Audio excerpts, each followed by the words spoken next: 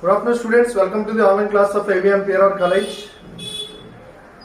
Today, I would like to explain molecular tools. Molecular tools in phylogeny, classification and identification. Molecular tools in phylogeny, classification and identification. This is the topic. ఇది third యూనిట్లో last topic ఇది మనకి. అంటే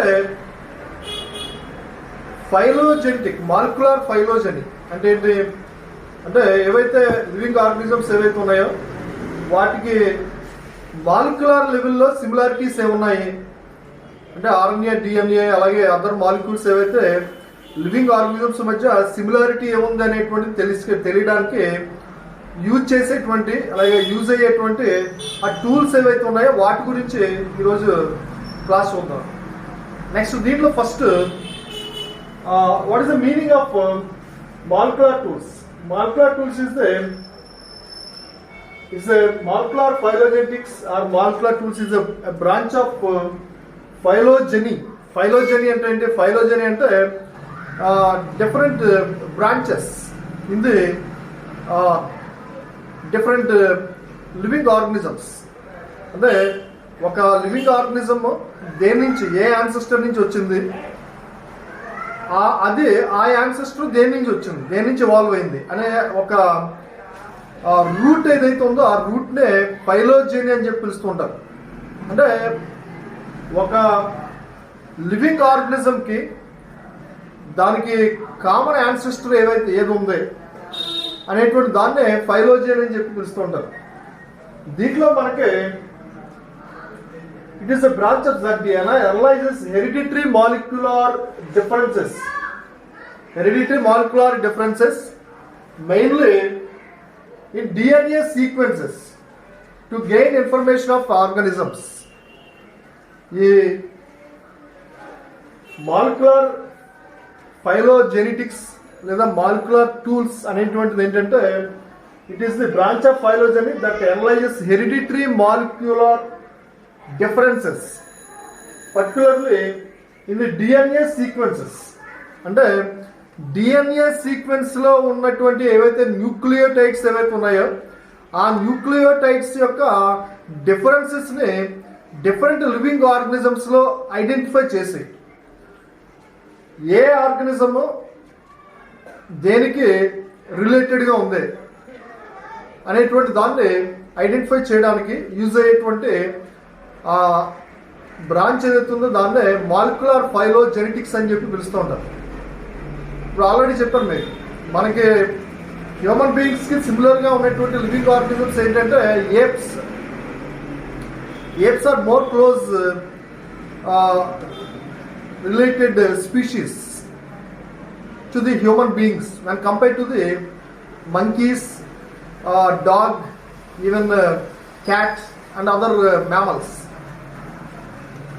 మనకి human బీయింగ్స్కి దగ్గరగా similarities ఉన్నటువంటి that ఏంటంటే molecular లెవెల్లో డిఎన్ఏ, ఆర్ఎన్ఏ, డిఎన్ఏలో ఉన్నటువంటి న్యూక్లియోటైడ్ సీక్వెన్స్ ఇవన్నిటిని కంపేర్ చేసి చూస్తే మనకి దగ్గరగా ఉన్నటువంటి సిమిలారిటీ ఉన్నటువంటి లివింగ్ ఆర్గనిజమ్స్ ఏంటంటే ఏప్స్, గొరిల్లా, చింపాంజీ, గిబ్బన్ ఇలాంటివి అంటారు. వాటికి హ్యూమన్ బీయింగ్స్ తోటి సిమిలర్గా బాడీ స్ట్రక్చర్ అవ్వచ్చు లేదా మాలిక్యులర్ లెవెల్లో అంటే బాడీలో ఉండేటువంటి ప్రోటీన్స్ కానీ అమైనో యాసిడ్స్ కానీ అలాగే ఏవైతే డిఎన్ఏ సీక్వెన్స్ ఏదైతే ఉందో న్యూక్లియోటైడ్ సీక్వెన్స్ ఇవన్నీ కూడా హ్యూమన్ బీయింగ్స్ తోటి సిమిలర్గా ఉన్నటువంటి లివింగ్ ఆర్గనిజమ్స్ ఏంటంటే ఏప్స్. అది ఎలా తెలిసింది మనకంటే to identify the molecular differences particularly in the DNA sequence like nucleotide sequence. డిఎన్ఏలో ఉన్నటువంటి న్యూక్లియోటైడ్ సీక్వెన్స్ ఏదైతే ఉందో దాన్ని ఐడెంటిఫై చేయడం వల్ల మనకి ఈ సిమిలారిటీ అనేటువంటిది కనిపిస్తూ ఉంది. దీంట్లో మెయిన్గా ఏంటంటే మనకి ఈ మాలిక్యులర్ టూల్స్ యొక్క హిస్టరీ చూస్తుంటే మాలిక్యులర్ ఫైలోజెనెటిక్స్ యొక్క హిస్టరీ చూస్తుంటే there is different scientist who involved in the development of the molecular tools. They are Emile Zuckerkandl, Emile Zuckerkandl అనేటువంటి సైంటిస్టు, ఇమాన్యుల్ అనేటువంటి సైంటిస్టు, ఇమాన్యుల్ మార్గోలిష్ అనేటువంటి scientist, Linus Pauling అనేటువంటి scientist, Walter M Fitch అనేటువంటి scientist. These are the scientist, they developed the molecular tools in the molecular phylogenetics to identify the similarities in between different living organisms, particularly in molecular level లో living organisms మధ్యలో ఉన్నటువంటి similarities ఏవైతే ఉన్నాయో ఆ సిమిలారిటీస్ని identify చేయడానికి ఈ molecular టూల్స్ని identify చేసినటువంటి develop చేసినటువంటి సైంటిస్ట్ ఎవరంటే Emily జుకర్ candle, Emmanuel మార్గోలిష్, లైనస్ పౌలింగ్, Walter M. Fish. These are the scientists. So that is the brief history of the molecular tools. Next, second ఏంటంటే techniques and applications. అంటే మాలిక్యులర్ టూల్స్ కి అంటే molecular differences ఏవైతే ఉన్నాయి living organisms మధ్య, ఇప్పుడు మన DNA ఉంది, హ్యూమన్ బీయింగ్స్ డిఎన్ఏ, అలాగే ఏప్ గొరిల్లా కానీ చింపాంజీ కానీ డిఎన్ఏ ఉంది. ఇప్పుడు ఈ రెండింటి డిఎన్ఏని మనం కంపేర్ చేసి చూడాలంటే దానికి కొన్ని సర్టెన్ టెక్నిక్స్ అనేటువంటి అవసరం, అక్కడ దానికి కొన్ని అప్లికేషన్స్ అనేటువంటి యూజ్ అవుతుంటాయి. ఆ ఏంటి అప్లికేషన్స్ ఏంటి, అలాగే ఆ టెక్నిక్స్ ఏంటి అనేటువంటిది చూడాలి మనం. ఇప్పుడు డైరెక్ట్గా మనం బాడీలోంచి సెల్లో ఉన్నటువంటి న్యూక్లియస్లో ఉన్నటువంటి డిఎన్ఏని డైరెక్ట్గా తీసుకుని ఆ డిఎన్ఏని మనం వేరే యానిమల్ ఉన్నటువంటి డిఎన్ఏ తోటి కంపేర్ చేసి చూడాలంటే ఇట్స్ వెరీ డిఫికల్ట్. అందుకనే these are the tools and techniques, they help to identify the differences between DNA sequences in different living organisms. Next ఏమైనా దాంట్లో చూస్తే early living organisms contains DNA, RNA and proteins. అంటే మనకి ఏవైతే living organisms ఎర్లీగా ఉన్నాయో ఆ ఎర్లీగా ఉండేటువంటి లివింగ్ ఆర్గనిజమ్స్లో మెయిన్గా మనకి ఉండేటువంటి మెయిన్ హెరిడిటరీ మాలిక్యూల్స్ ఏంటంటే ఎర్లీ లివింగ్ ఆర్గనిజమ్స్ ఇప్పుడు ఉన్నటువంటి వాటిలో కూడా RNA, DNA and proteins. The are the molecular molecules. These are the molecules, they are found in early living organisms as well as present living organisms. Next దీంట్లో in general closely related organisms have high degree of similar molecular structure. Generally similar living organisms have a similar structure in molecular level. అంటే ఇప్పుడు దగ్గర సంబంధాలు ఉన్నటువంటి relation ఉన్నటువంటి living organisms మధ్యలో ఈ molecular similarities అనేటువంటివి ఎక్కువగా ఉంటాయి. అదే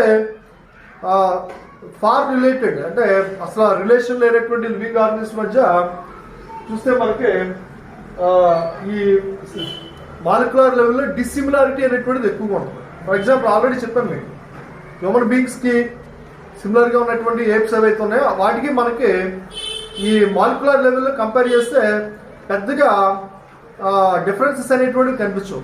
అదే హ్యూమన్ బీయింగ్స్కి నెక్స్ట్ ఏదైనా వేరే అదర్ కార్నివోరస్ యానిమల్స్ ఏవైతే ఉన్నాయో డాగ్ కానీ ఈ రెండింటిని కంపేర్ చేసి చూస్తే హ్యూమన్ బీయింగ్స్ డాగ్ యొక్క డిఎన్ఏ సీక్వెన్స్ చూస్తే చాలా డిఫరెన్స్ అనేటువంటి కనిపిస్తూ ఉంటుంది మనకి.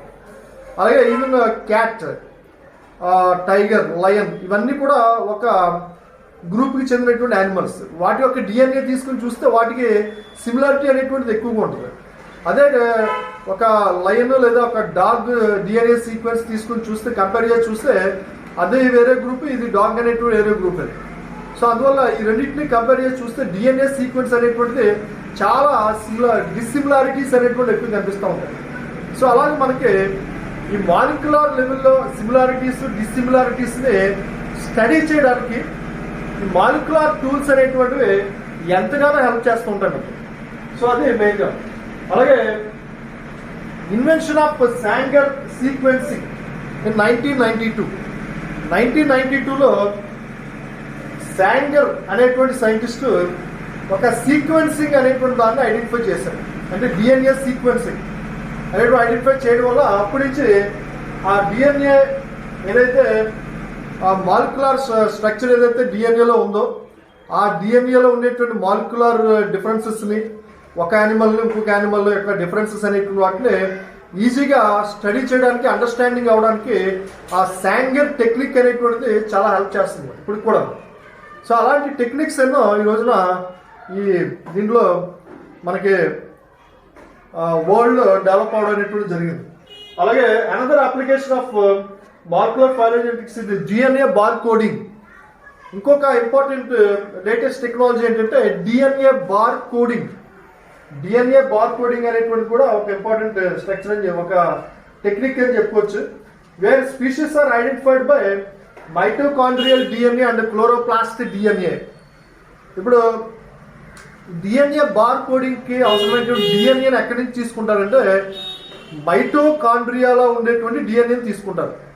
జనరల్గా సెల్లో న్యూక్లియస్లో ఈ జెనెటికల్ మెటీరియల్ ఉంటుంది. అలాగే మైటోకాండ్రియాలో కూడా డిఎన్ఏని తీసుకొచ్చినాం. అలాగా యానిమల్స్ నుంచి మైటోకాండ్రియా నుంచి డిఎన్ఏ తీసుకొచ్చి అలా ప్లాంట్స్ ఉన్నాయనుకోండి, ప్లాంట్స్లో అయితే మనకి క్లోరోప్లాస్ట్ నుంచి కూడా డిఎన్ఏ అనేటువంటి దాన్ని ఐడెంటిఫై చేసి అప్టైన్ చేసి వాటి యొక్క సీక్వెన్స్ అనేటువంటి దాన్ని ఐడెంటిఫై చేసి వేరే దానికి ఫార్ రిలేటెడ్ అలాగే close related species plants animals ఏవైతే ఉన్నాయో వాటిని ఐడెంటిఫై చేయడానికి ఈ డిఎన్ఏ బార్ కోడింగ్ అనేటువంటిది చాలా హెల్ప్ చేస్తూ ఉంటుంది. సో అది చాలా ఇంపార్టెంట్ నాకు. Next another application of human genetics is DNA finger printing technology. ఇది మీకు బయోటెక్నాలజీలో వచ్చి ఉంటుంది డిఎన్ఏ ఫింగర్ ప్రింటింగ్ అనేటువంటిది. డిఎన్ఏ ఫింగర్ ప్రింటింగ్ అనేటువంటిది ఒక లేటెస్ట్ అడ్వాన్స్మెంట్ ఇన్ ది బయాలజీలో ఒక లేటెస్ట్ అడ్వాన్స్మెంట్ అని చెప్పుకోవచ్చు దాన్ని.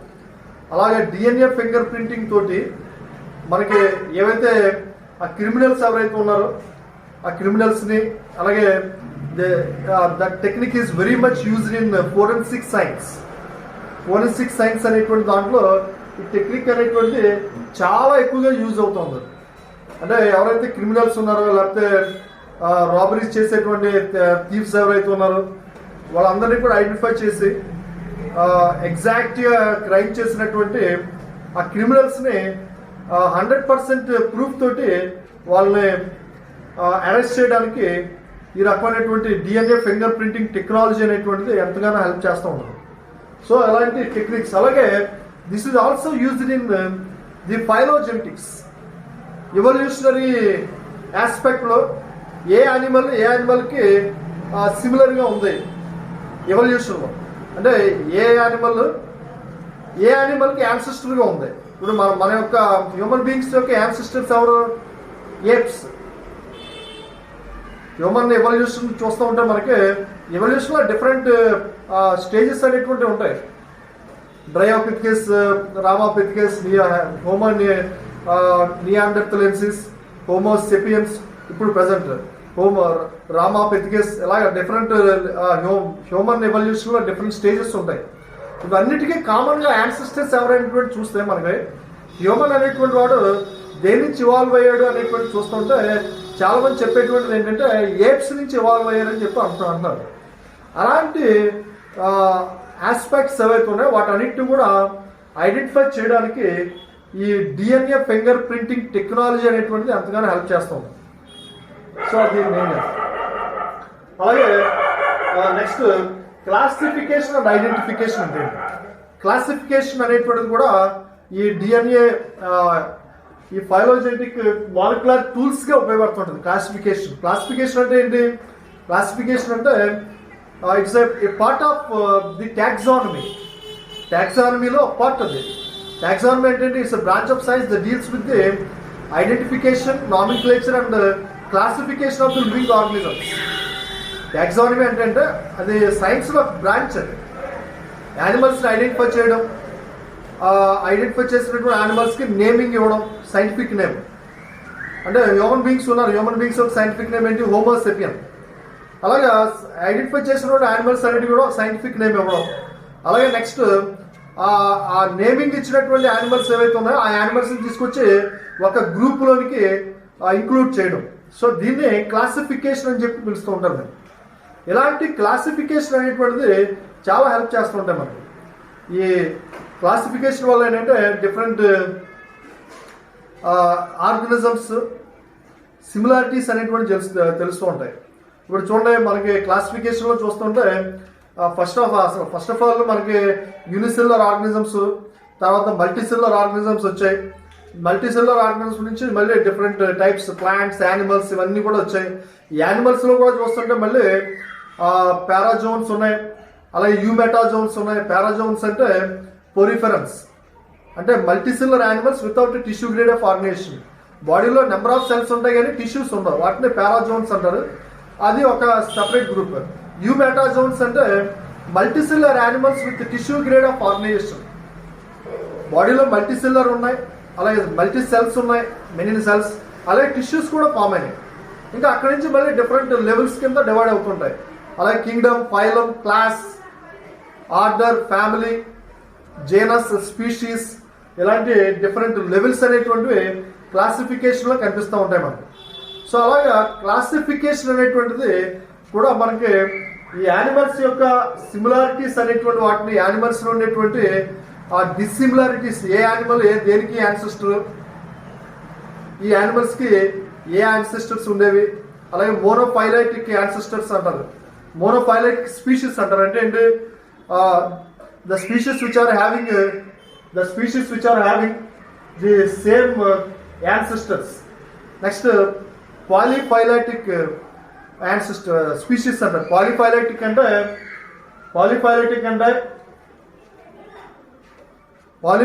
అంటే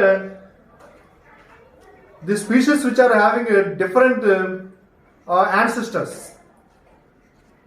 డిఫరెంట్ యాన్సిస్టర్స్ ఉండేటువంటి స్పీషీస్ ఏవైతే ఉన్నాయో, అంటే నెంబర్ ఆఫ్ యాన్సిస్టర్స్ ఉంటాయి, అటువంటి వాటిని ఏమంటారంటే పాలీఫైలైటిక్ స్పీషీస్ అని చెప్పి పిలుస్తుంటారు. ఇలాగా మనకి ఈ క్లాసిఫికేషన్ అనేటువంటిది ఎంతగానో యానిమల్స్ యొక్క ఐడెంటిఫికేషన్కి, యానిమల్స్లో ఉన్నటువంటి సిమిలారిటీస్,